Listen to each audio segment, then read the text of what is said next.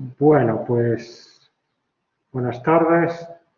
Ya estamos dispuestos a comenzar donde lo habíamos dejado. Entre hoy y mañana acabaremos este tema 8.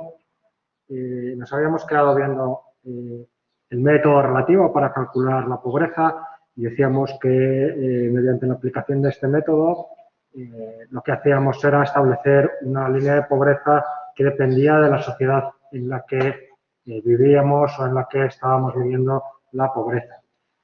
Lo más habitual decíamos que era establecer el 60% de la renta mediana como la línea de pobreza. La mediana pues era aquella es la renta de la persona que se encuentra en el centro de la distribución y que deja a su izquierda el 50% de la población más pobre y el 50% de las rentas superiores a su derecha. De tal manera que, obviamente, la mediana y, por tanto, la línea de pobreza va a cambiar de una sociedad a otra. Va a ser más elevada en las sociedades que son más ricas. Así, por ejemplo, pues tenemos que, mientras que en España el 60% de la mediana antes de la crisis financiera suponía del orden de 650 euros al mes, era más del doble en Noruega y más de 1.000 euros en países nórdicos y alrededor de 100 euros en algunos países del este de Europa. Era muy distinto esta línea de pobreza. En tercer lugar, una vez que hemos decidido cuál es la medida que vamos a utilizar para medir la pobreza, si consumo, renta, riqueza, decíamos que normalmente utilizamos renta, y una vez que hemos decidido que el enfoque absoluto relativo que vamos a usar y una línea de pobreza, pues tenemos que calcular, tenemos que asignarle a cada persona una renta. Pero las personas viven en hogares y los hogares en general comparten recursos. De tal manera que en función de la renta del hogar le vamos a asignar recursos a los individuos. No sabemos cómo se reparte la renta total de un hogar, qué renta disfruta cada uno de los componentes. Lo que se asume para este tipo de análisis es que se reparte de forma equitativa. Es decir, que todas las personas del hogar ponen en común su renta y cada uno accede a la misma parte. Y entonces, de esa manera, asignamos a cada miembro del hogar una especie de renta media del hogar. Esto es un supuesto simplificador. En la realidad sabemos que no es así, pero es difícil de observar. Por ejemplo, normalmente la posición de la mujer es distinta si trabaja o si no trabaja en términos de poder que tiene en el hogar, en términos de cuál es el efecto que tiene esa renta en los niños, etc. Pero de cara a las mediciones de pobreza, pues lo habitual simplemente es asumir que efectivamente la renta se pone en común y se reparte. Entonces necesitamos calcular la renta media del hogar. Y entonces pues nos vamos a plantear preguntas como los siguientes. ¿Quién tiene mayor bienestar? ¿Una persona adulta que vive con 1.000 euros? ¿Dos personas adultas que viven juntas con 2.000 euros? ¿Una persona adulta y un niño de 5 años que viven juntas con 2.000 euros? ¿Cuál creéis que tiene mayor bienestar? ¿O creéis que todas tienen el mismo bienestar? No, las personas adultas que viven juntas por 2.000. Esa sería una posible respuesta. ¿Y por qué? Porque, por ejemplo, la primera tendría que pagar igualmente alquiler y demás, que podrían ser compartidos. Y con un niño de 5 años sí que es verdad que puede tener más gastos, como puede ser tanto para la educación como para, por ejemplo, crecen antes y la ropa tiene que ser comprada más a menudo. Exacto. En la práctica, algunas de las cuestiones, sobre todo con los niños, son un poco más complejas. Pero lo que se hace en general es tener en cuenta que en el hogar hay dos elementos. Uno es las economías de escala, que es a lo que te referías tú. Y bueno, pues básicamente consiste en que hay bienes y servicios y necesidades que pueden ser compartidos por los hogares. De tal manera que el coste por persona es menor a medida que aumenta el número de personas. El que haya dos adultos en lugar de uno en el hogar no significa que necesites una casa el doble de cara, o un frigorífico el doble de grande, o dos frigoríficos, o dos lavadoras. Puede que afecte al tipo de casa que necesitas o el tipo de electrodomésticos, pero el coste en todo caso no se multiplica por 2, o la vajilla, por ejemplo. Además, esto es el otro tema, existen las escalas de equivalencia. y es, pues algunos investigadores mantienen que las necesidades calóricas fundamentalmente de los niños son menores que las de los adultos. De esa manera, pues, estarían mejor dos adultos con 2.000 euros que un adulto y un niño con 2.000 euros. Esto sobre todo se basa en las necesidades calóricas. Posiblemente, si tenemos en cuenta otras cuestiones, como bien has dicho, pues por ejemplo, los temas del vestido, fundamentalmente. La educación, pues depende, es gratuita, pero los libros siempre son pues un elemento importante, pues esto es más discutible. ¿Cuáles son lo que se aplica normalmente en la práctica? Bueno, una de las formas más corrientes en la práctica, que se aplica por su simplicidad y para no discutir mucho sobre el tema, es considerar que no existen economías de escala ni diferentes necesidades, ni escalas de equivalencia. Es simplemente pues, se divide la renta entre el número de personas y eso es la renta que se le asigna a cada miembro del hogar. La otra, que es la más común en Europa, es utilizar lo que se llama la escala de equivalencia modificada de la OCDE, que es el primer adulto cuenta como 1, los siguientes adultos cuentan como 0,5 y los niños menores de 15 años cuentan como 0,3. Entonces, por ejemplo, si tenemos aquí estos 3 hogares y vamos a aplicar la escala de equivalencia de la OCDE, pues con 2 adultos el tamaño equivalente es 1 del primer adulto más 0,5, 1,5. En el hogar 2 el primer adulto es 1 y el niño 0,3, 1,3. El tercer adulto son 2 adultos y 2 niños, tamaño equivalente, pues primer adulto 1, segundo adulto 0,5, los niños 0,3 cada uno de ellos, 2,1. Si los hogares tienen una renta todos de 2.000 euros, la renta media o renta por adulto equivalente de cada hogar, pues sería en el primer caso de 1.333 euros, en el segundo caso de 1.538 y en el siguiente de 950 euros. Entonces, consideramos que cada miembro del hogar, su renta es la renta por adulto equivalente del hogar. De esta manera ya tenemos cuál es la renta de cada persona en la sociedad y la podemos comparar con cuál es la línea de pobreza, ya sea línea de pobreza absoluta o línea de pobreza relativa. Y entonces podemos calcular el principal indicador de pobreza, que es lo que se llama la tasa de recuento de la pobreza o tasa de riesgo de pobreza, recibe ese nombre. Es muy fácil, simplemente consiste, por sistema de recuento, en contar el número de personas pobres y dividirlo entre el número de personas totales. Si queremos obtener esta magnitud como un porcentaje, pues únicamente lo que tenemos que hacer es multiplicar por 100. Entonces, pues es muy sencillo de calcular. Cuando veamos datos en los medios de comunicación acerca de la tasa de pobreza, se están refiriendo exactamente a este indicador y con pobreza relativa. Un ejemplo, imaginemos que tenemos una población con 4 individuos que tienen 150, 90, 120 y 50 euros de renta. Y la línea de pobreza, que se haya calculado por el mecanismo que fuere, asciende a 100 euros. Entonces, el índice de recuento de pobreza será 2 personas pobres, la persona 2 y la persona 4, dividido entre el total, 2 entre 4 por 100. 2 entre 4, 0,5 por 100, 50%. La tasa de pobreza en esta sociedad será del 50%. ¿Dudas o preguntas? Bueno, el segundo punto de lo que trata es de la pobreza y los programas de lucha contra la pobreza en España. En primer lugar, vamos a ver algunos datos de la pobreza en España. En España se usa el enfoque de la pobreza relativa, que consiste en calcular la línea de pobreza como el 60% de la renta media. Esto pues se encuentra actualmente en torno a 700 euros al mes. Un segundo hecho relevante es que España se encuentra entre los países de la Unión Europea que tienen tasas de pobreza mayores. España, antes de la crisis financiera, estaba en torno al 20% frente al 17% de la UE, y los países que más baja tasa de pobreza tenían están en torno al 10%.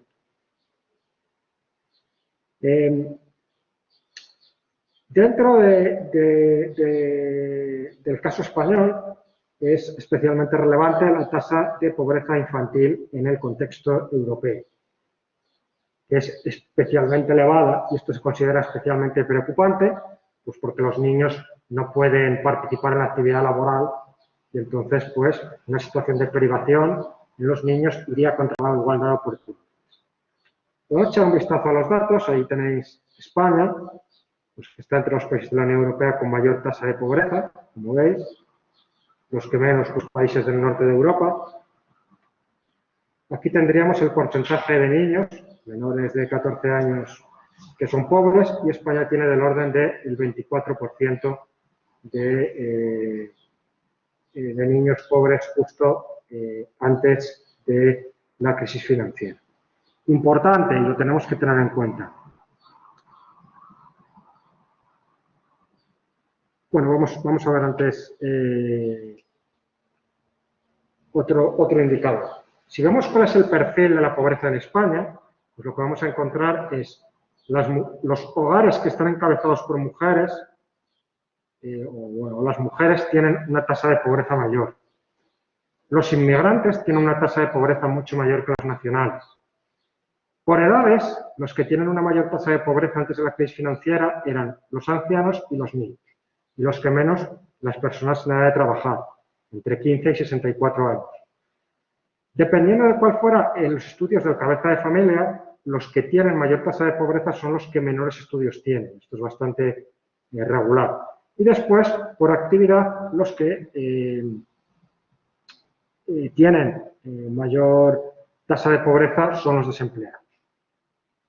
Esta sería la idea. Esto no ha cambiado mucho. No ha cambiado mucho. Quizá lo único que ha cambiado del paso de la crisis financiera es el tema de la distribución por edades. Y ahora los ancianos son los que menos tasa de pobreza tienen. O tienen una tasa de pobreza relativamente baja. Y aquí es donde tenemos que hacer una reflexión sobre lo que estamos midiendo con la pobreza relativa. Y la pobreza relativa lo que estamos midiendo es el porcentaje de personas que están por debajo del 60% de la mediana. Pero la mediana puede ser muy diferente, dependiendo del país. Es bastante frecuente encontrar en los medios de comunicación reflexiones del tipo la crisis económica aumentó la pobreza, o el COVID aumentó la pobreza, o los recortes aumentaron la pobreza, o cuestiones por el estilo. Es posible que eso haya ocurrido, pero desde luego no es inmediato de acuerdo con la pobreza relativa. ¿Por qué? Porque la pobreza relativa lo que mide es cómo cambia la renta o cómo es la renta de un grupo determinado de una persona en relación al estándar medio. Con lo cual, en gran medida, lo que estamos midiendo es desigualdad. Estamos midiendo desigualdad por debajo de la mediana. ¿Cómo se distribuye la renta por debajo de la mediana? Y puede haber crisis, puede haber recortes, puede haber pandemia, y eso puede que tenga un daño económico muy fuerte, pero no necesariamente aumenta eso la desigualdad. Puede que sí o puede que no. Depende de las características de la crisis, de los recortes o de otras cuestiones. Hay crisis que afectan a todo el mundo por igual, entonces esas crisis no te van a afectar a la pobreza porque baja la renta de todo el mundo. Imaginaos que hay una crisis y lo que hace es reduce la renta de todo el mundo a la mitad. La posición de todas y cada una de las personas en términos relativos es la misma. Si las tenemos ordenadas de menor a mayor y reducimos a todo el mundo la renta a la mitad, el orden es exactamente el mismo. La persona que es la mediana es exactamente la misma. Y el número de personas y las personas que están por debajo de la mediana son exactamente las mismas. Por lo tanto, una primera reflexión es que la pobreza relativa, para medirte el impacto que tenga la crisis en términos de privación o en términos de reducción de los ingresos, etcétera, no es una buena medida. De hecho, dicen, España tiene una tasa de pobreza del 22% por la crisis, pero es que antes de la crisis era el 20%. Aumentó algo la desigualdad, pero eso aumentó. Pero posiblemente, si tú lo que miras es un indicador de pobreza absoluta. No digo que utilices un indicador de 30 euros al mes, desde luego, pero si tú utilizas un indicador de pobreza absoluta con un umbral fijo antes y después de la crisis, lo que te vas a encontrar es que hay más gente que pasó a estar por debajo de ese umbral de la pobreza, muchísima más gente. De hecho, otra interpretación frecuente que tiene esto, sobre todo por los medios de comunicación, es empezar a confundir el dato de pobreza relativa con otras cosas, con consecuencias de la pobreza o manifestaciones de la pobreza en otros continentes y en otras sociedades. Por ejemplo, este 25% de pobreza infantil, pues uno se puede encontrar gente y en periódicos que te habla de que hay un 25% de desnutrición infantil. Hay un 25% de desnutrición infantil ni en Ecuador. Seguramente en América Latina, excluyendo Haití, no sea evidente encontrar un país que tenga el 25% de desnutrición infantil. De hecho, en países de renta media de América Latina es más un problema de malnutrición, de tomar bebidas azucaradas, productos industriales con muchas grasas saturadas, historias por el estilo, es mucho más ese el problema que la desnutrición. Pero como en manos de un periodista pues todo puede pasar, pues nos podemos encontrar con esa serie de interpretaciones. Estamos hablando de pobreza relativa. En República Checa hay el 10% de personas pobres y en España el 20%. Pero las personas pobres de la República Checa son muchísimo más pobres que las personas pobres de España, porque la línea de pobreza en España está mucho más alta. Es útil tener la pobreza relativa y a lo mejor es lo que queremos usar, pero es improbable que la situación en términos absolutos sea peor. Y cuando hablamos de malnutrición, es un indicador en términos absolutos. Lo que medimos pues, es, digamos, el peso, la altura del niño en relación al que tienen los niños de su edad, digamos, si estuvieran bien alimentados. Esa es la idea. ¿Qué otra cosa podemos deducir de aquí? De hecho, ahora hemos salido de la crisis o ha pasado lo peor de la crisis y los ancianos son los que están relativamente mejor. Pero el sistema de pensiones es exactamente el mismo. ¿Por qué creéis que los ancianos están relativamente mejor?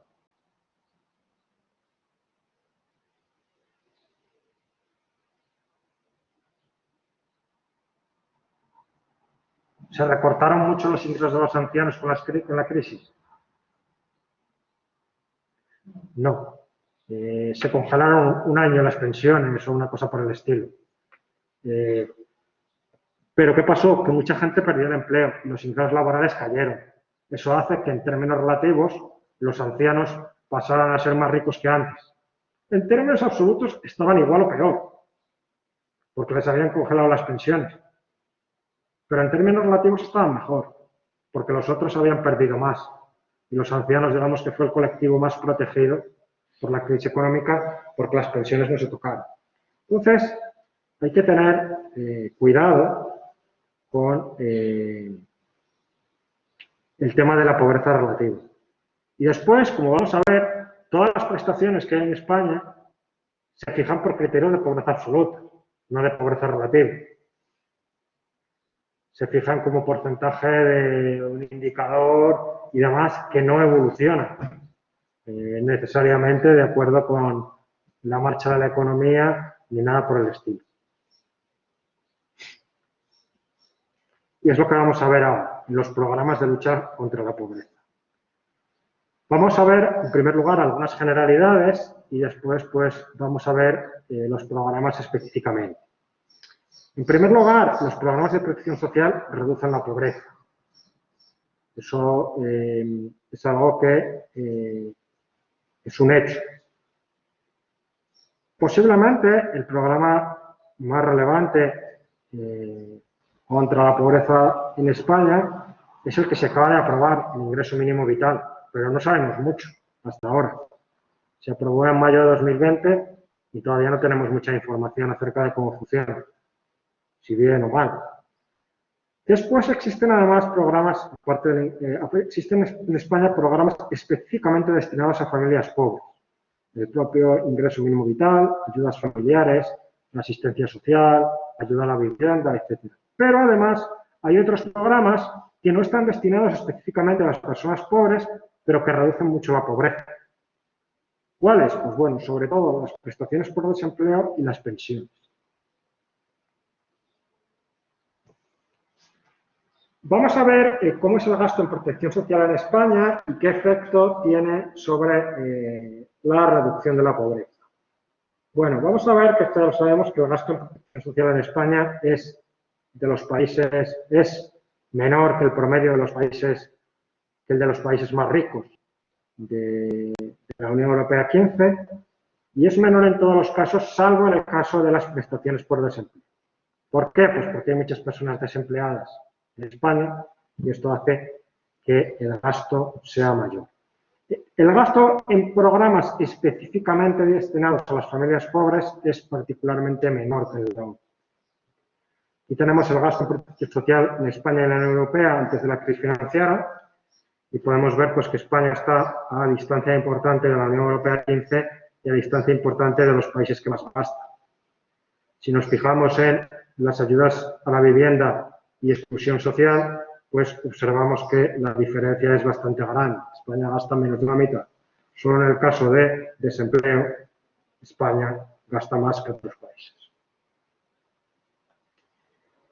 Aquí vemos el gasto en exclusión social en España, pues bueno, es del 0,3% del Producto Interior Bruto, más lejos pues, de lo que gastan otros países en este tema. Ahora vamos a ver cuál es el efecto de las prestaciones sociales en la tasa de pobreza. Aquí tenemos a los países de la Unión Europea 15 ordenados en función de la pobreza después de todas las prestaciones. Lo que observamos es que España tiene el 43% de personas pobres, sin considerar las pensiones y el gasto social. Considerando las pensiones pasa a ser el 29%. Las pensiones no está claro si deberíamos tratarlas como prestaciones sociales o no, porque es una especie de salario diferido. Es como un salario que la persona deja de cobrar durante su vida laboral para cobrarlo después. Y después tenemos que, después de todas las prestaciones sociales, pues España tiene una tasa de pobreza del 20%, como veis ahí. España es uno de los países en los cuales acaba teniendo mayor tasa de pobreza y en el cual las prestaciones sociales, que no son pensiones sobre todo, es decir, la diferencia entre la barra amarilla y la barra roja es más pequeña, hay menos efecto. ¿Por qué es esto? Bueno, pues porque en España sabemos que el estado del bienestar es fundamentalmente por este orden pensiones, salud, educación, prestaciones de desempleo y otros. Y una cosa importante es que cuando calculamos la pobreza y cuando estamos calculando la renta equivalente de los hogares, no estamos teniendo en cuenta educación y salud, que son prestaciones en especie. Solo estamos teniendo en cuenta la renta monetaria, es decir, y en España es fundamentalmente pensiones y desempleo, que son programas contributivos fundamentalmente. Entonces no es de extrañar que haya tan poco efecto reductor de la pobreza de las prestaciones. Aquí también podemos hacer una reflexión sobre los problemas de medición de la pobreza en Europa. Cuando vimos la pobreza en España, está basado en la renta equivalente, etcétera, etcétera, no tiene en cuenta la salud y la educación. En la Unión Europea, en términos generales, tampoco hay una gran diferencia en términos de acceso a educación y salud. Prácticamente en cualquier país de la Unión Europea esos derechos están garantizados. Pero en otros países, algunos desarrollados, como Estados Unidos, eso no está garantizado. Entonces, comparar una persona de 2.000 euros en Europa y una persona con 2.000 euros en Estados Unidos no es lo mismo. En Estados Unidos tiene que afrontar muchísimas más facturas y otras cuestiones y también pago de matrículas de los niños, de los hijos en la universidad que puede tener en Europa.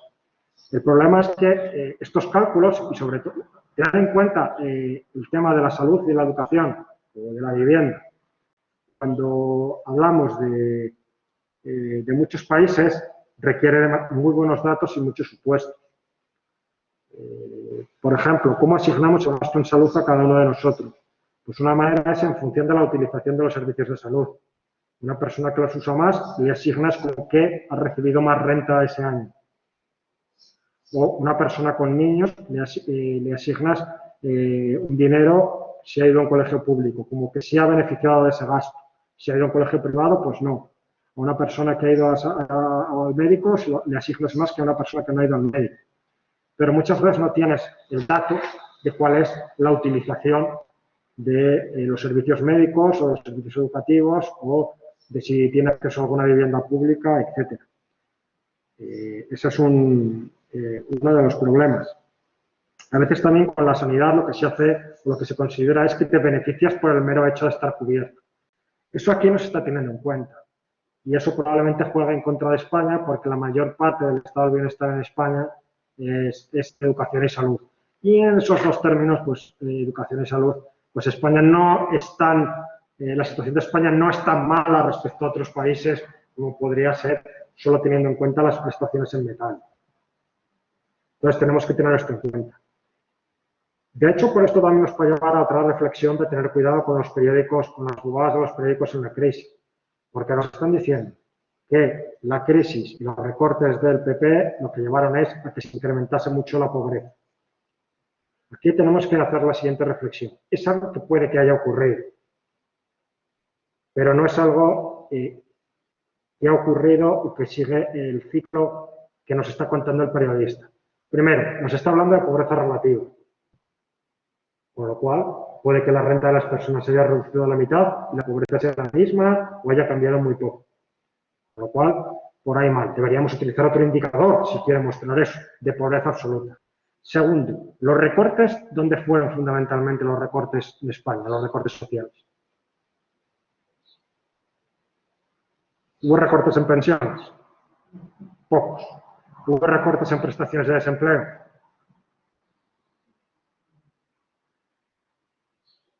Se recortó algo la tasa de reemplazo a la prestación, pero de hecho se estableció lo de los 426 euros renovables. O sea que más podríamos hablar en términos globales de una expansión que no. ¿Se recortó en sanidad? En sanidad sí, se recortó mucho. ¿Se recortó en educación? Sí, se recortó mucho. Entonces, es muy posible que los recortes hayan hecho mucho daño, pero eso no te lo están diciendo los datos que tú estás mostrando, porque me estás mostrando datos de la renta equivalente de los hogares y de la pobreza relativa, y eso no te lo está captando la encuesta. De hecho, el efecto negativo de estos recortes, sobre todo, lo captarían otras dimensiones. Lo captarían, pues, tienes algunos indicadores que son, quisiste ir al médico pero no pudiste, listas de espera que se incrementaron, o lo tendrá en el futuro. Si quitase profesores de apoyo en colegios, pues los niños van a tener una peor formación y dentro de unos años los niños de las familias más desfavorecidas van a tener un efecto negativo. ¿Qué es lo que quiero decir con esto? Que no todo vale a la hora de argumentar. Que puede que efectivamente, y yo pienso que es así, haya habido la crisis haya empobrecido a la gente y ha habido un efecto negativo de los recortes y sobre todo sobre las personas más pobres. Pero los datos que me estás dando no tienen nada que ver con eso. Los efectos del tema de la educación o de la sanidad no están medidos por esa renta, ni están medidos por esa pobreza relativa que me estás midiendo. Están en otro lado. Probablemente son todavía más graves que esos que me estás midiendo. Sobre todo los efectos que me estás midiendo son efectos de que mucha gente ha perdido el trabajo con la crisis. Son los efectos que fundamentalmente me estás midiendo con eso. Y ni siquiera lo que me estás diciendo es que, bueno, que posiblemente este efecto haya sido mucho más fuerte en las personas de baja renta que en las de alta. Y por eso ha aumentado algo la tasa de pobreza. Pero si uno mira algunos indicadores que hay de pobreza absoluta, pues el incremento es todavía más. De hecho, yo hice algún trabajo sobre esto.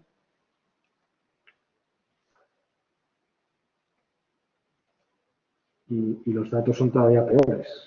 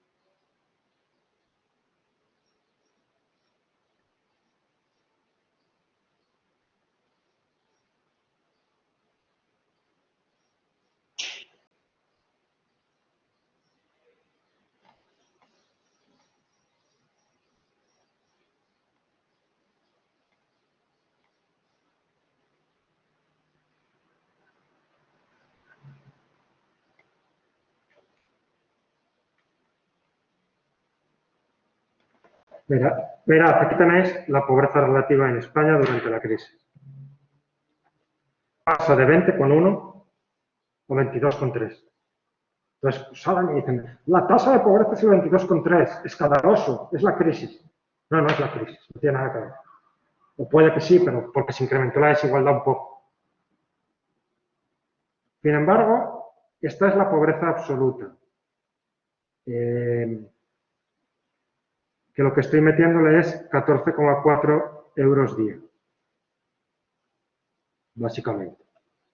Y aquí sí tenemos, fijaos cómo desde 2003 hasta 2007, que crece bastante, que crece en España la renta, cae la pobreza absoluta, y de aquí a aquí sube 7 puntos, que es casi un tercio. Y esto con alquiler imputado, teniendo en cuenta si las personas viven en casa propia o no, es importante, porque no es lo mismo tener 1.000 euros y pagar un alquiler de 500 que pagar 1.000 euros y ser el dueño de la vivienda. Esto lo que tiene en cuenta es eso. Y aquí pasa la pobreza, pues del orden del 10% al 18%. Claro, son incrementos muchísimo mayores, si os dais cuenta. Y podemos ver también qué ha pasado con la desigualdad.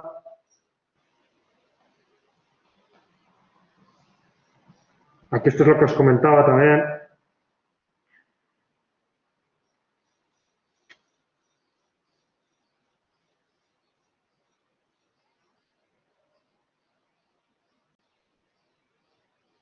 Esto es...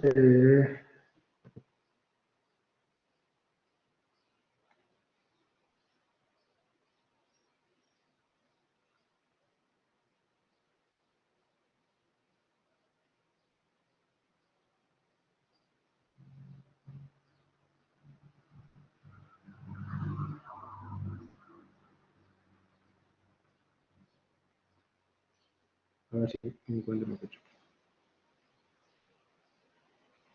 Esto es en términos de gasto. En términos de gasto ni siquiera aumentó la pobreza, es lo que os comentaba, que la gente sigue gastando lo mismo. Con alquiler imputado y sin alquiler imputado. Aquí esto es en términos de gasto. Fijaos cómo tampoco hay mucho aumento de 2007 a 2012. Pero en términos absolutos sí que lo hay.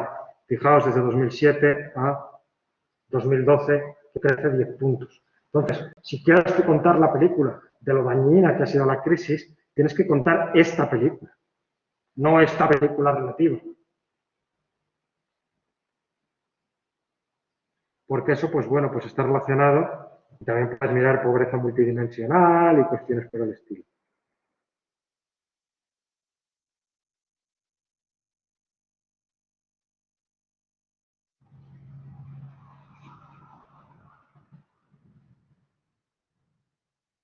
Esto es a quién pegó más la crisis en España, y a los que pegó más es a los demás abajo.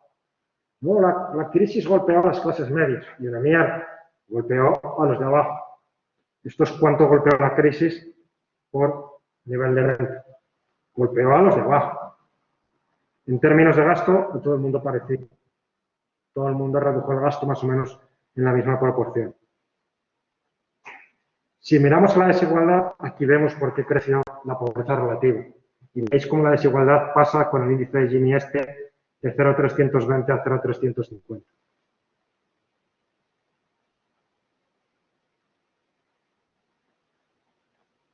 Bueno, pues simplemente para que conozcáis el tema y no os dejéis engañar.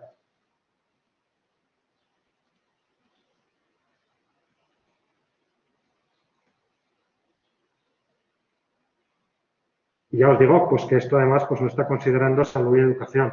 Si considerásemos salud y educación, veríamos que hay un impacto más fuerte sobre los hogares y sobre los hogares más pobres, que es los que usan la educación pública, pero uno tiene que argumentarlo, no vale cualquier estupidez. Aquí está la relación entre el gasto público en protección social y la tasa de pobreza. Vemos que, en general en Europa, la regularidad es que cuanto mayor es el gasto en protección social, más baja es la tasa de pobreza. Y que hay países que están por debajo o por encima de lo que les correspondería en promedio. Así, por ejemplo, vemos que España tiene una tasa de pobreza por encima de lo que le correspondería en promedio para el nivel de gasto social que tiene. Hay algunos países que podemos ver que tienen tienen una tasa de pobreza más pequeña de lo que les correspondería por su nivel de gasto social. Pues tenemos por ahí algunos casos de países nórdicos raros, como Noruega, que tiene mucho petróleo, Islandia, que es muy pequeño, etcétera. Y observamos ahí que están Eslovaquia, República Checa, Eslovenia y Hungría. Y tienen una tasa de pobreza más baja que lo que les correspondería por su gasto social. ¿Por qué creéis que es esto? ¿Qué tienen en común estos países?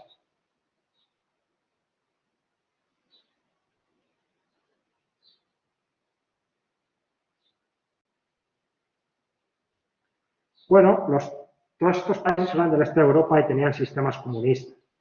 Entonces, en estos sistemas, normalmente la distribución de la renta es mucho más equitativa que en los países capitalistas. Ahora son economías capitalistas, pero hay algunas de las cuestiones que están heredadas en términos de desigualdad. Si la distribución de la renta era muy igualitaria en la época del comunismo, eso es así, las herencias son mucho más igualitarias que pueden ser en España, porque todo el mundo tenía más o menos lo mismo. Los dejaba en herencia parecido.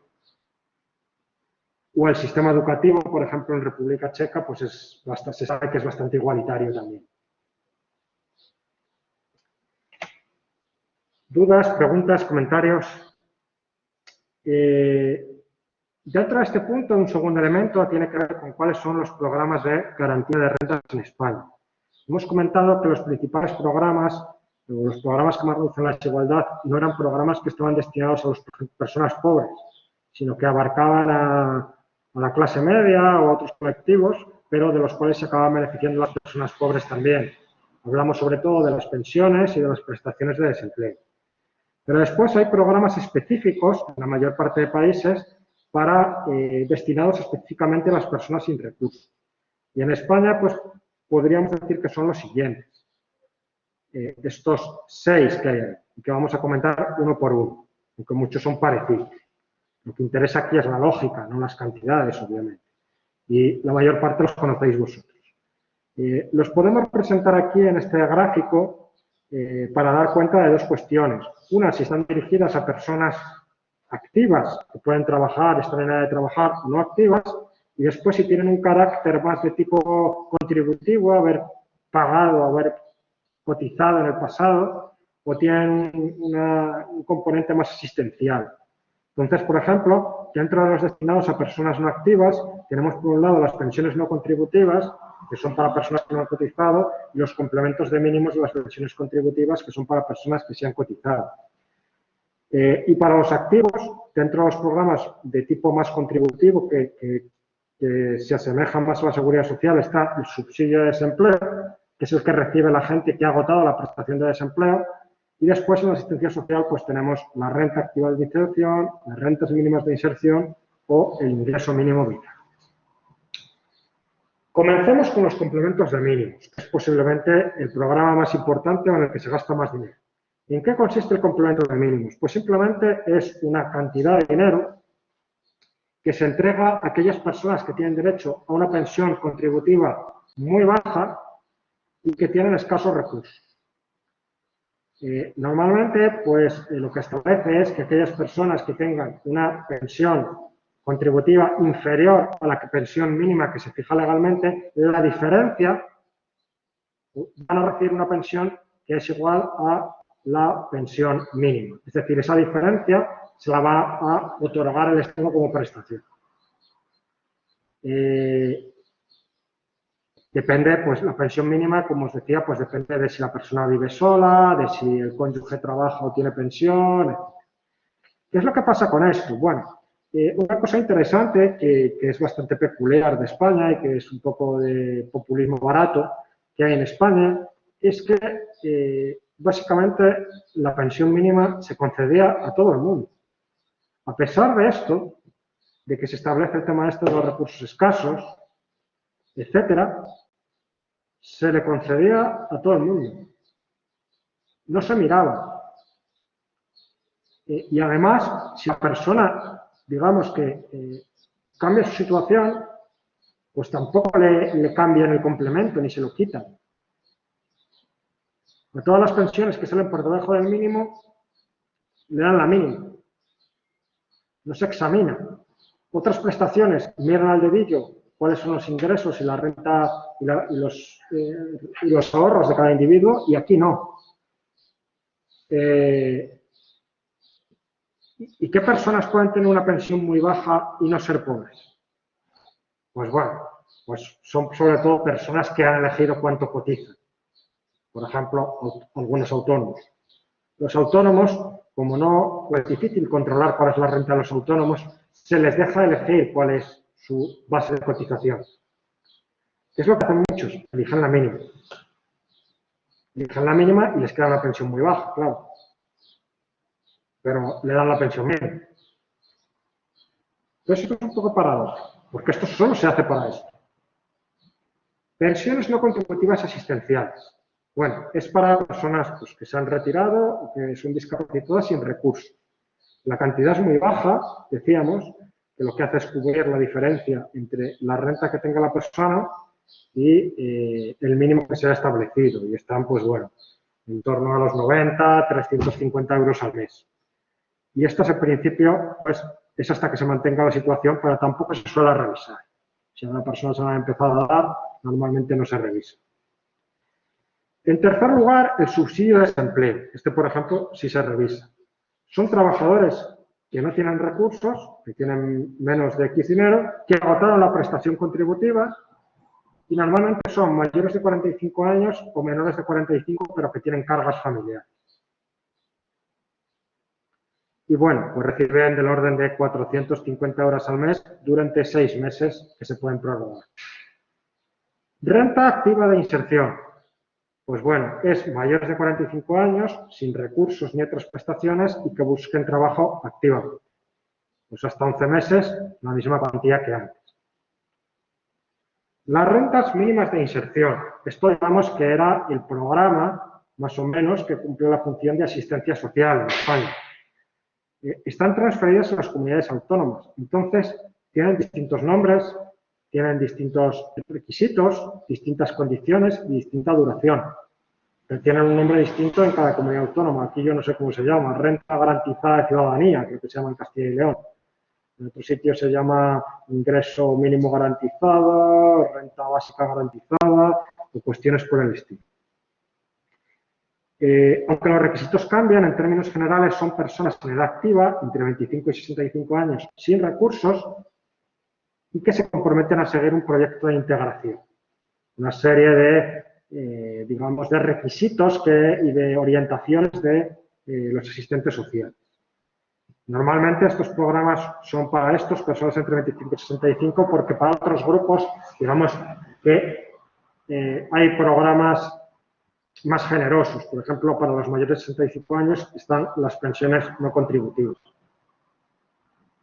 La cuantía es alrededor de 400 o 500 euros. Normalmente no hay un límite temporal, pero sí que hay requisitos, como vamos a ver. Algunos rasgos que tiene el sistema español de garantía de rentas, de los que hemos visto. Pues como vemos, poco sistemático. No está claro que se cubran todas las situaciones, ni mucho menos. Poco coordinado, fijaos la cantidad de prestaciones.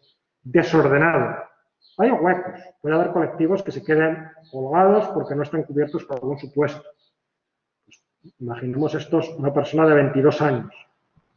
Hay solapamientos, varias prestaciones que serían susceptibles de beneficiar al mismo colectivo. Las rentas mínimas de inserción, por ejemplo, y la renta activa de inserción o el subsidio de desempleo. Distinto criterio a la hora de considerar a los niños en el hogar. En unos, el tener a los niños te da más renta que en otros, proporcionalmente. No tiene ningún sentido. De hecho, se hablaba estos días, el tema ya habla de la tributación conjunta en el IRPF. Hay que estar casado. Sin embargo, si es una pareja de hecho, no vale. O si no tienen ese vínculo legal, pero es una unidad de convivencia, tampoco vale, tampoco se podía hacer. Sin embargo, si una persona va a pedir, va a pedir vivienda pública o va a pedir el ingreso mínimo vital, entonces sí, ahí se cuenta. No tiene ningún sentido. Es un ejemplo. Pero en algunas prestaciones, el tener al niño te aumenta el 20% de la prestación, en otras el 10%, etc. Y después distintas barras de medir a la hora de verificar los requisitos. También. La cobertura es desigual. Las pensiones no contributivas y los complementos mínimos las suelen recibir la mayor parte de las personas que tienen derecho a ello. Los complementos mínimos más de las personas que tienen derecho. Hay otras que la cobertura es media. Subsidio de desempleo y rentas activas de inserción pues cubren un porcentaje, digamos, medio de personas desempleadas o que estarían dentro de los colectivos objetivos. Y después hay otras, como las rentas mínimas de inserción, que cubren a menos personas de las que objetivamente, de acuerdo con esos requisitos, deberían estar cubriendo.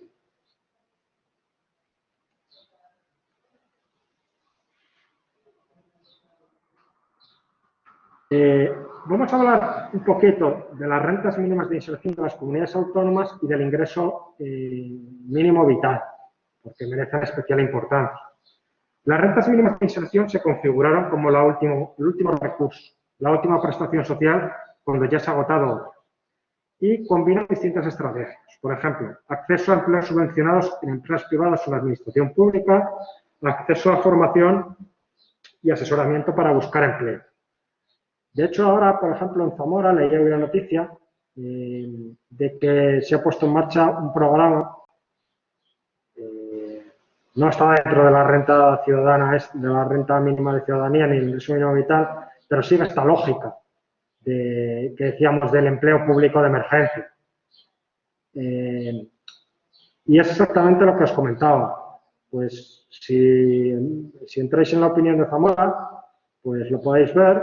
Y bueno, pues básicamente el alcalde ha puesto en marcha un programa de obras, trabajos públicos, limpiezas, etcétera, donde contrata 56 personas de manera temporal para que tengan un ingreso, pues haciendo labores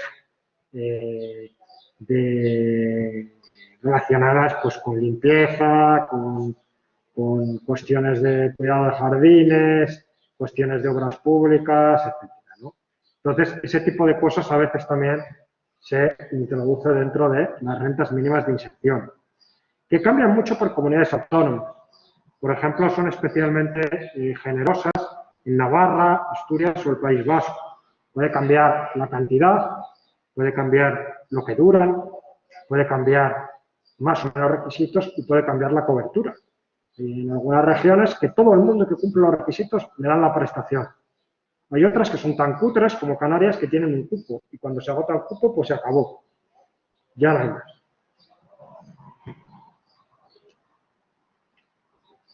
Esta cobertura es muy insuficiente de estas prestaciones, que es de las que teníamos datos. Se estima que solo el 20% de los que deberían recibirla la están recibiendo.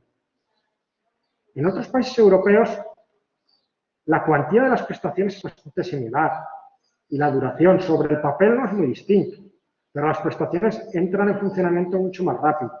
Entran de una manera mucho más automática y se accede de manera mucho más rápida.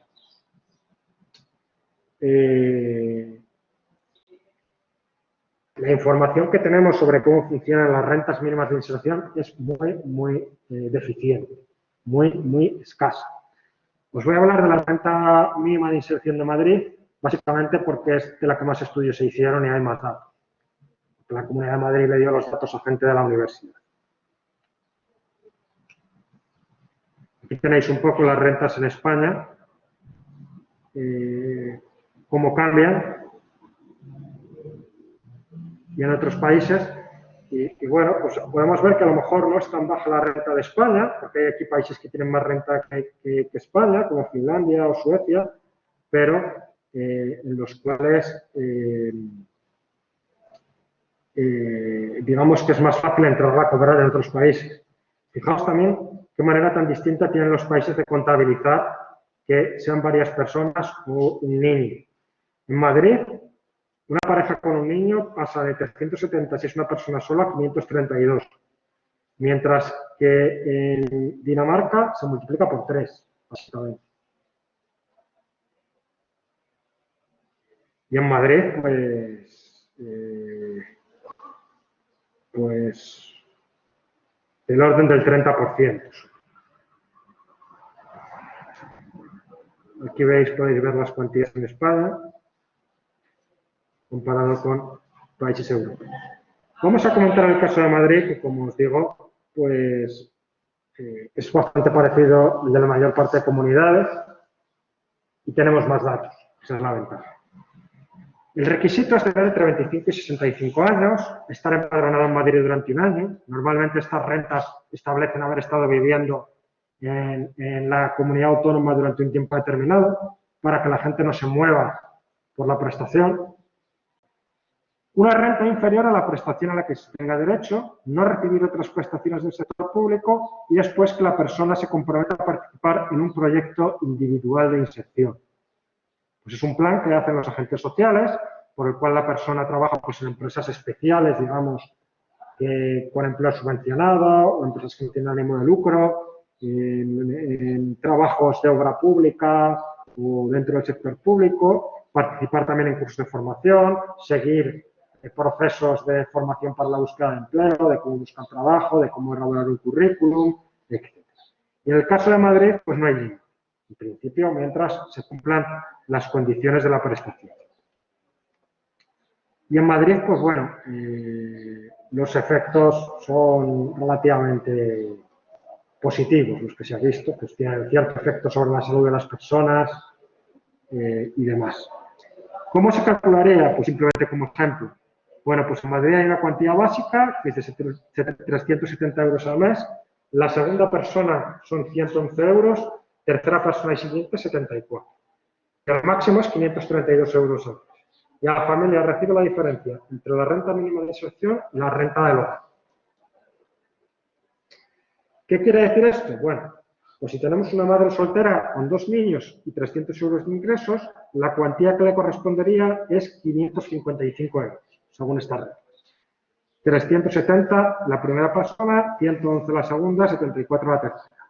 Tiene una renta de 300 euros, entonces 555 menos 300, la renta mínima de inserción para esta familia es de 255. Es como se calcula. Le da la diferencia entre la prestación máxima y la renta que ya tiene al mes. Por último, ¿de qué podemos hablar? Bueno, pues conviene hablar del ingreso mínimo vital. El ingreso mínimo vital, el responsable es el Estado central. El Estado central pretendía establecer una prestación asistencial mucho más amplia y mucho más ambiciosa para reducir la pobreza, que no dejara a nadie fuera y que se pareciese a los sistemas que tienen otros países europeos. Estableció esta prestación pues en torno a mayo de 2020. Los requisitos pues os sonarán entre 23 y 65 años. Situación de vulnerabilidad económica. ¿Y qué entienden por esto?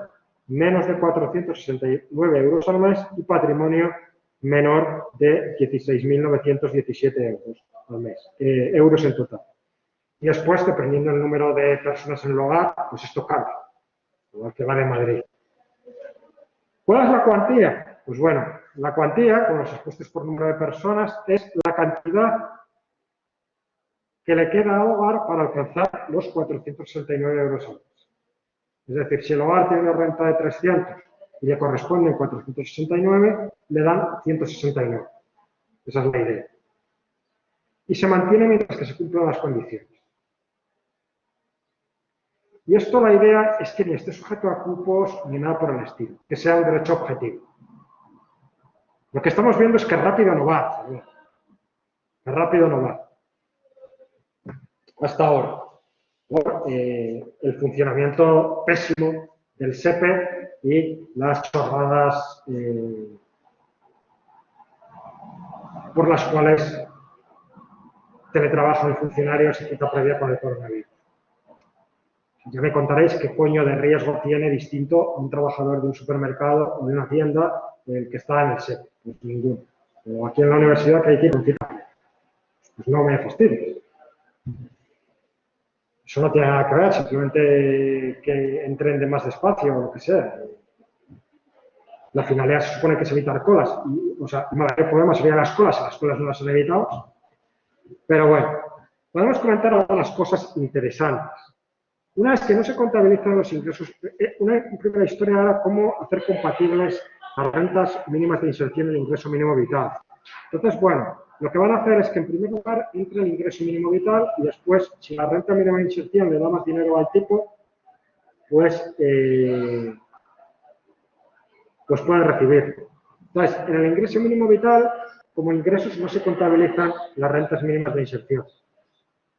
Pero las rentas mínimas de inserción sí contabilizan el ingreso mínimo vital. Entonces, si un tipo con el ingreso, con la renta mínima de inserción, perdón, con el ingreso mínimo vital, se queda por debajo de la prestación que le darían con la renta mínima de inserción, esa diferencia le da a la comunidad autónoma. ¿De acuerdo? Nadie va a estar peor que antes. Está en todo caso igual o mejor, siempre. Esa es la idea. Otra cosa interesante, y que vamos a ver más a fondo en el último apartado.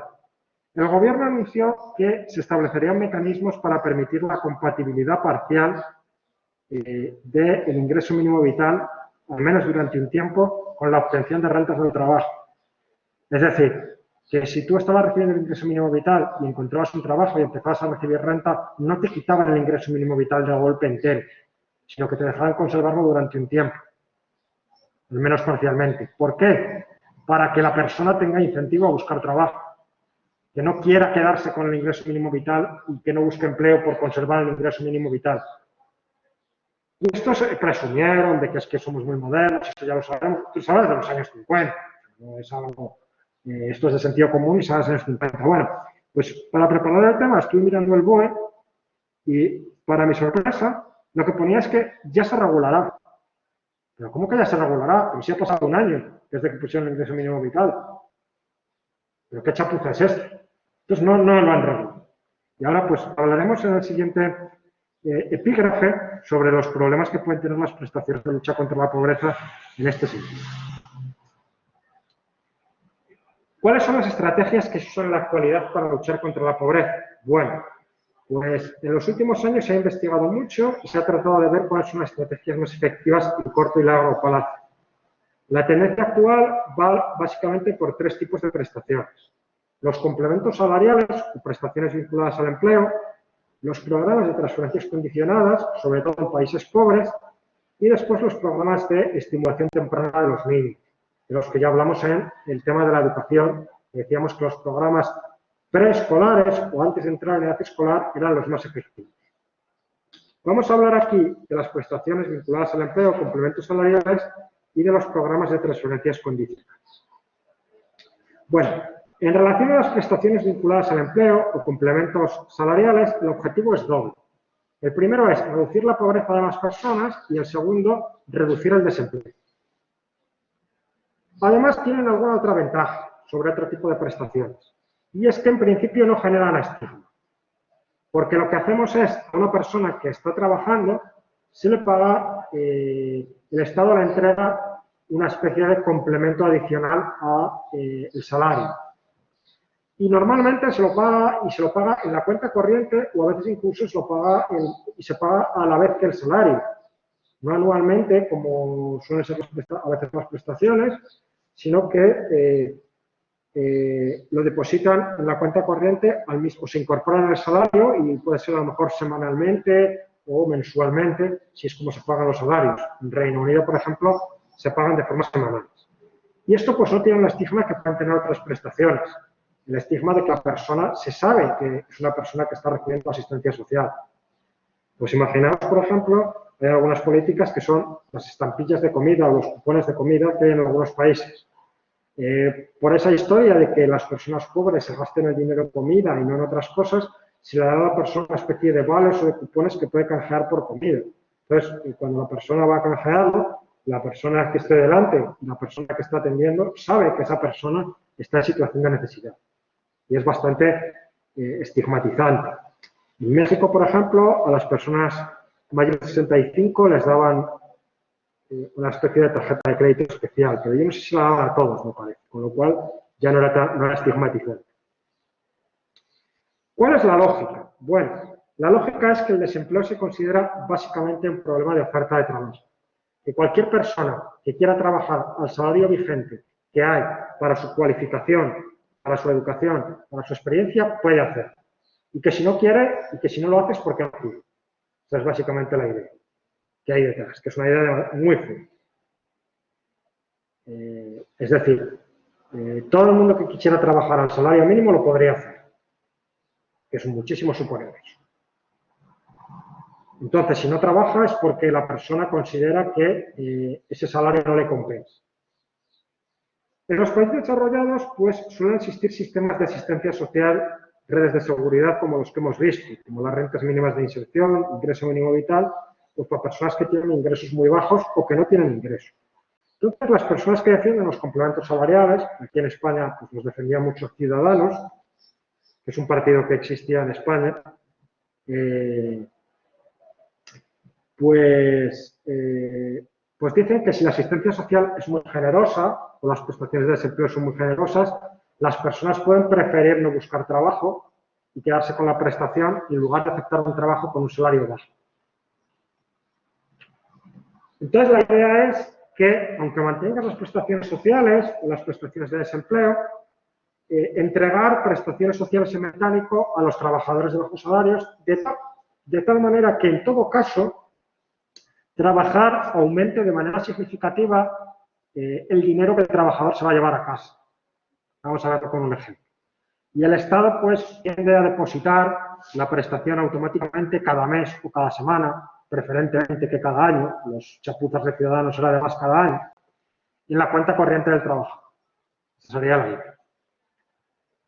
¿Cómo funciona? Bueno, pues se establece una prestación que se paga a aquellos que trabajen para que el empleo sea más atractivo. Es decir, esta prestación solo es para los que trabajan. Puedes dejar las otras igual, pero esta es solo para los que trabajan. Se requiere un mínimo de horas trabajadas, normalmente. 20 horas a la semana, por ejemplo. Y hay un tope máximo de dinero a partir del cual la prestación se va haciendo cada vez más pequeña hasta ser cero. Pues imaginemos que la prestación se paga pues a partir, por ejemplo, de 500 euros y 20 horas trabajadas. Pues la prestación, por ejemplo, es de 500 euros, pero a partir de 1.200 euros, pues la prestación se va reduciendo.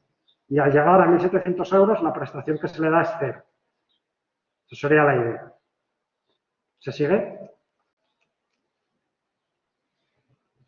¿Qué hacemos de esta manera? Bueno, pues las personas desempleadas se van a encontrar en la disyuntiva de que si trabajan, al trabajar van a recibir más dinero que antes, si trabajan. Y de esta manera van a preferir trabajar a recibir la asistencia social. Si todo ocurre como esperan, o se cumplen los objetivos, al recibir las personas más renta al trabajar, se va a reducir más la pobreza. Y segundo, como hay más personas que van a preferir trabajar que estar desempleadas, se va a reducir el desempleo. Esa sería la lógica. Se reduce la pobreza y se reduce el desempleo. Vamos a verlo con un ejemplo. Imaginemos que tenemos en el país una línea de pobreza de 600 euros y que tenemos una asistencia social que paga a todas las personas pobres 500 euros. Entonces, una persona con poca cualificación se enfrentaría a la siguiente disyuntiva. Trabajar y recibir un salario mínimo, supongamos que es de 700 euros, no trabajar, disfrutar del ocio y tener la asistencia social de 500 euros a las personas pobres. Bueno, podría ocurrir que una persona prefiera la situación B que la situación A. Entonces tendríamos desempleados, un desempleado y que además está por debajo de la línea de pobreza. ¿Qué trata de hacer las complementos salariales o la prestación ligada al empleo? Hacer que el tipo le compense trabajar. Entonces, la idea sería, por ejemplo, que se le da una prestación ligada al empleo de 300 euros, que se paga a personas de bajo salario. Entonces, la persona va a tener ahora dos opciones. Una, no trabajar, disfrutar de su ocio y recibir los 500 euros de asistencia social. O ahora es trabajar y recibir el salario mínimo, que es de 700 euros. Pero aquí entra en juego el complemento salarial. Cuando vaya a recibir su salario cada mes, le van a dar 300 euros más al Estado. Con lo cual, lo que lleva a casa son 1.000 euros. Y ahora la decisión es, no, 700 euros frente a 500 y no trabajar, ahora la decisión es 1.000 euros frente a 500 y no trabajar. Entonces, en el margen, para unas cuantas personas que estuviesen indecisas, esto lo que va a hacer es que las personas tiendan a aceptar un empleo de bajo salario. Esa sería la idea. Y de esa manera se reduce la pobreza y se reduce el desempleo.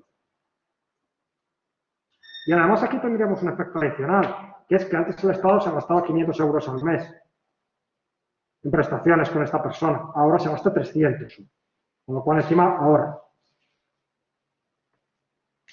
Lo podemos ver con un sencillo gráfico.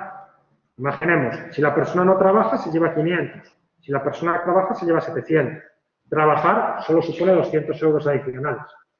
Si ponemos el complemento salarial, si no trabaja 500 y si trabaja 1.000. Ahora trabajar supone 500 euros adicionales. De hecho, el eslogan que se suele utilizar es Make the work pay, que trabajar compense, quiere decir eso. Que te compense trabajar.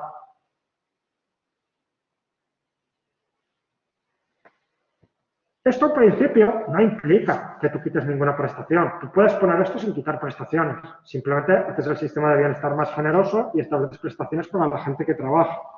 Lo que sí ha ocurrido en muchas ocasiones es que algunos países lo que han hecho es tratar, han reducido la asistencia social, han reducido el beneficio este rojo que hay aquí, rosa, para tratar de que empujar a la gente mucho más a trabajar. Eso es lo que han hecho.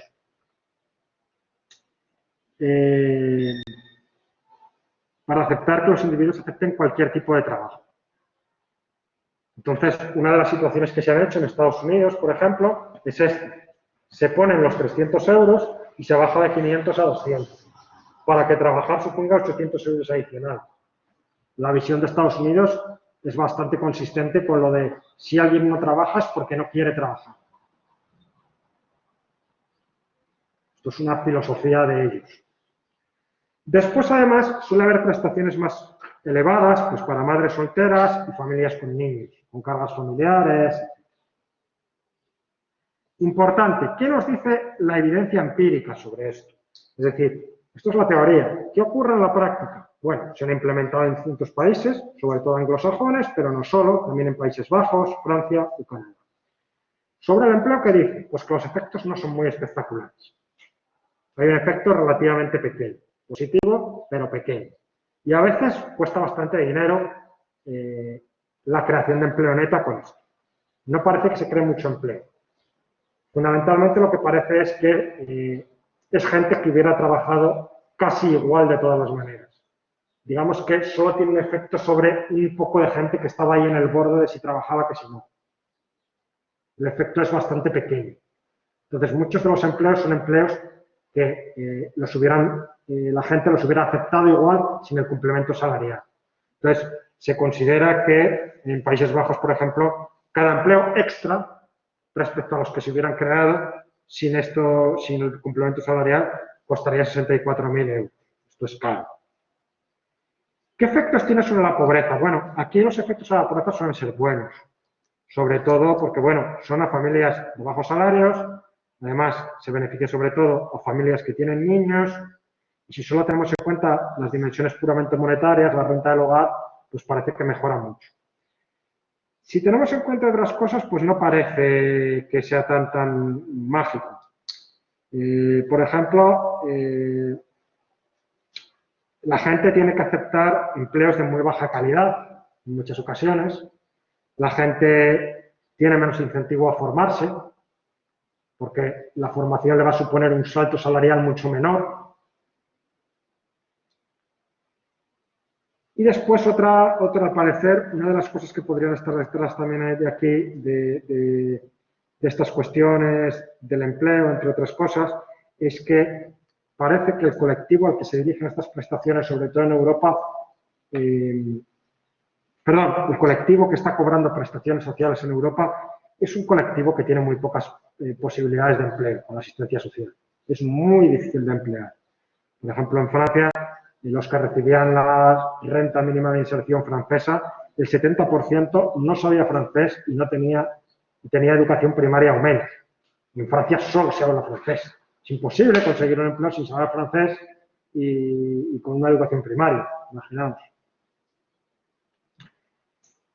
Podemos contar un poco el caso de cómo reformaron la asistencia social en Francia, un poco siguiendo esta historia y qué es lo que se supone que pretendían hacer con el ingreso mínimo vital.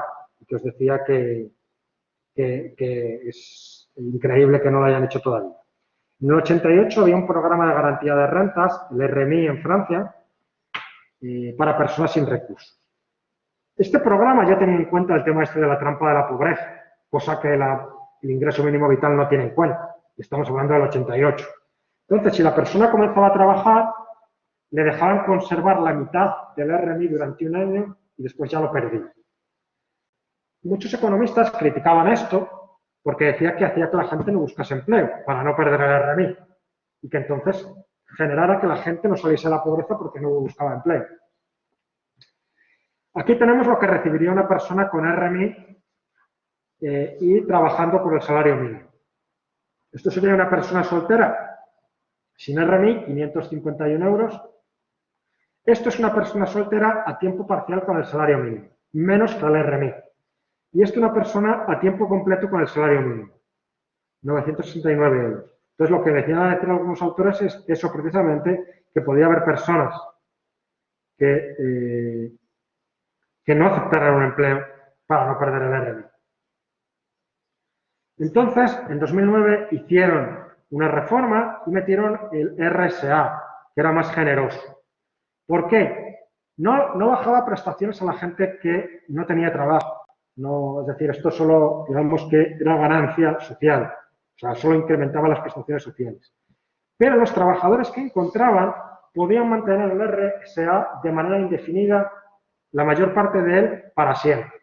De tal manera que lo que querían es que nadie se quedase desempleado porque fuera a perder la prestación. ¿Se entiende la idea, no? Y de hecho, hicieron una evaluación, preguntabas, creo que eras justamente tú misma, que cómo evaluaban o cómo sabían si algo era efectivo. Pues de hecho aquí lo que hicieron es, lo pusieron primero en funcionamiento en unas cuantas ciudades de Francia y tomaron otras como grupo de control. Como si en unas ciudades hubieran puesto la vacuna y en otras no. ¿Se entiende la idea, no?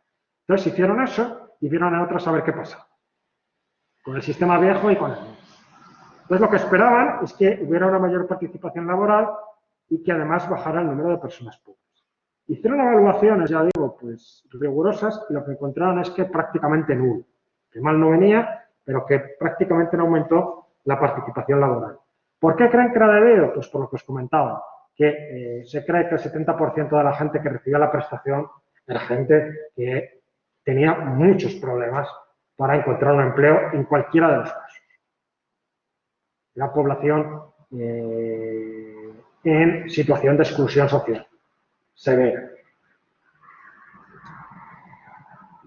Algunos comentarios interesantes que podemos hacer de estos y que bueno, que a veces pues hacen que los programas de reforma de la asistencia social no tengan los efectos planteados. Es decir, esperamos que crezca mucho el empleo y no crece. La visión laboral muy de oferta. Asumen que el que quiere trabajar lo puede hacer. Que no hay un problema de demanda de las empresas que no demandan empleo poco cualificado, sino que cualquiera que quiera trabajar lo puede hacer.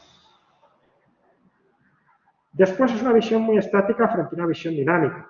Es decir, lo que asumen es que el trabajador únicamente lo que ve es lo que va a cobrar hoy.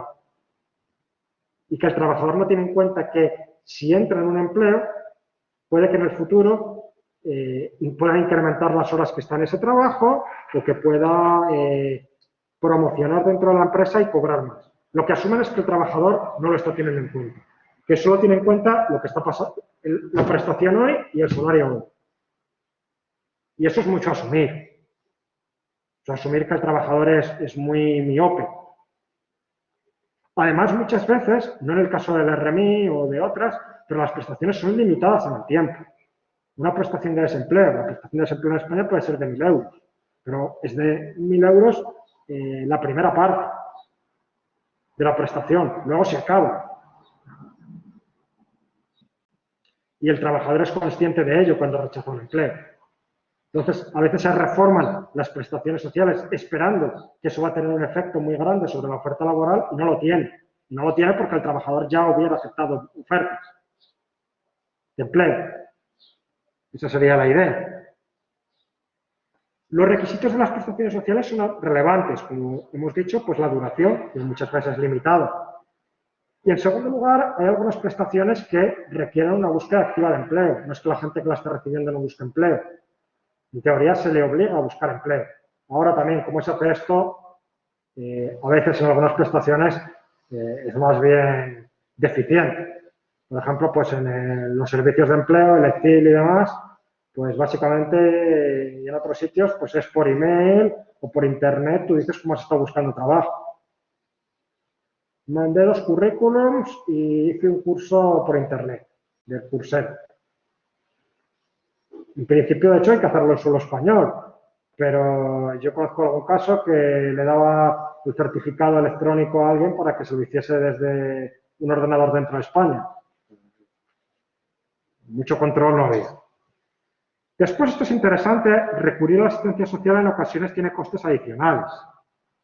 Pues por un lado hay que desplazarse, hay que informarse y a veces la documentación es compleja. Y después el estigma social. En Reino Unido, a finales de los 90, pues se estimaba que había más o menos 1/3 de los pensionistas que no pedían las prestaciones de asistencia social a las que tenían derecho legal. En muchos casos era porque la prestación solo en un 10% la prestación suponía una mejora importante de los ingresos del hogar. Claro, depende cuánto sea lo que tú ganas con la prestación y cuánto te tengo que pedirla y cuánto te cueste pedirla en términos de desplazamiento, información y complejidad, pero también en términos de estigma social. Pues la gente la pide o no la pide. Esto no genera estigma social, pero por ejemplo es muy molesto. Yo llevo tratando de comprar un software estadístico con dinero de un proyecto, encima no es de la universidad, pero que lo tengo que hacer a través de la universidad bastante tiempo. Está en la burocracia, está en la tocadura de narices, está el grado de, no sé cómo llamarlo, que muchas veces digo, no merece la pena. El programa es caro, por eso lo voy a hacer, pero otros años me lo he bajado pirata, por no pasar por ahí. Pero ha habido ocasiones en las que el tema a lo mejor eran 30 euros o cosas así. Recuerdo una vez, siendo becario, para que os hagáis una idea, una mierda de salario, 700 euros, 800 euros, pedí para ir a un congreso, es una aventura, el primer congreso que fui, Congreso de Economía Feminista en Bilbao, lleno de Berchales, mandé los papeles y que no sé qué, horrible, horrible, 120 euros me dieron, que no me cubría ni papitas. Lo mando antes del verano, estuve en Chile ese verano, relacionado con la beca, y al volar me dicen, está aprobado, ahora mándenos los documentos. Me dan 120 euros. Lo que pensé es, os metís los documentos por donde os quepa. Y ni lo pedí. O sea, de lo harto que estaba. No me generaba estigma. Pero es un desgaste, es perder días. ¿Cuánto valen 2 días o 3 días de tu trabajo? ¿Valen 20 euros? ¿Valen 10 euros? ¿Valen 50 euros? Pues depende. Entonces, si esto me lo produce a mí, pues imaginaos a personas que están en situación de necesidad que van y le dicen, deme usted el DNI, que eso es ilegal, porque el DNI ya lo tiene el Estado, seguro de otra cosa. Pero había cosas como la fotocopia del DNI no está en contra. Cuestiones por el estilo. ¿Qué ha pasado con el ingreso mínimo vital? Lo que es curioso, como os comentaba, es que esto que se sabe desde hace 50 años, que ya lo tenía en cuenta la RMI, no sé qué, pues el ingreso mínimo vital, pues lo que dice es que, bueno, que ya lo miraremos, a ver cómo lo hacemos. Han estado presumiendo, básicamente, he estado presumiendo de lo modernos que eran, de la prestación, de la escribada, de lo rápido que va y no sé qué, y tú miras el BOE y pone eso, que ya se regulará como es. Hombre, pues a lo mejor el primer mes y con el tema de la COVID, pues no va a haber mucha gente que cambie la situación. Pero coño, ¿qué ha pasado un año? Desde que has aprobado la ley. Tan difícil es decir que te quedas con el 50, con el 70. Y bueno, pues como veis, pues el funcionamiento es bastante precario. Bueno, y con esto terminaríamos y mañana pues posiblemente terminaremos.